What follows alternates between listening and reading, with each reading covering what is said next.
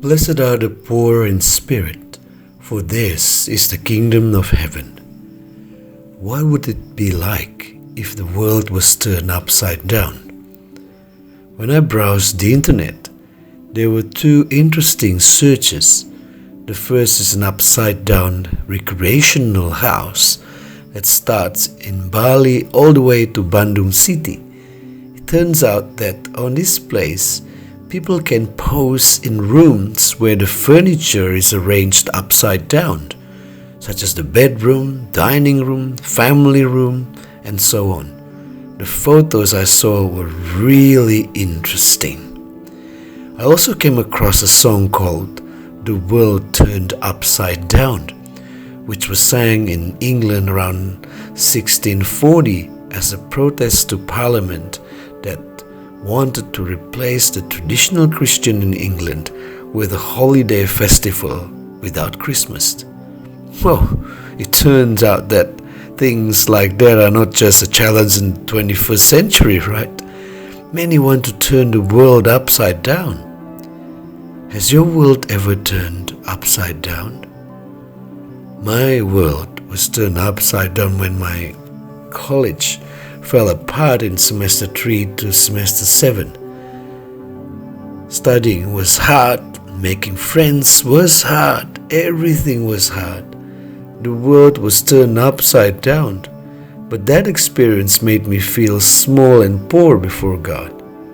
Moral life was turned upside down too, but there was an unforgettable experience at that time in 1998.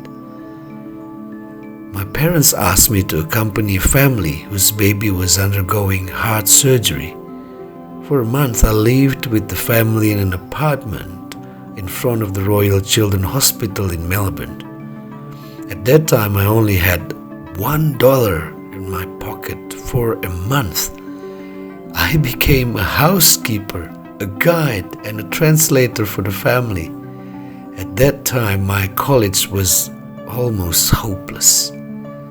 But it was when my world turned upside down that I felt an immense feeling of happiness that I had never experienced before.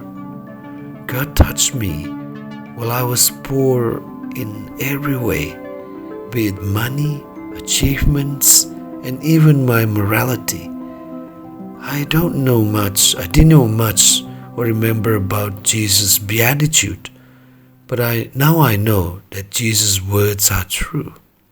Blessed are you who are poor before the Lord, for the kingdom of heaven is yours. Now as a missionary, my real motivation is a longing for happiness that I tasted at that time. The vows of poverty, obedience, and chastity say that I promise to live like Jesus, who was celibate, obedient to the Father, and poor in worldly things. What happened to me in 1998 was by accident. Now I'm trying to get that happiness again. Everyone, whether they believe in Jesus or not, must be looking for happiness. How can happiness be found when we are poor, sad, and persecuted? This is what the Creator of happiness has to offer. Christ is true happiness. Christ turned the world upside down. The world offers a false happiness that is contrary to the happiness of Christ. His Sermon on the Mount or Beatitude do not make sense. His words of happiness only need to enter the heart. A heart so blessed because happiness can no longer be found in worldly things other than Jesus himself. Therefore, let us not be afraid if misfortune, sadness, or poverty befall our lives, because the kingdom of heaven is drawing near. Let's taste more deeply to the happiness of our Lord.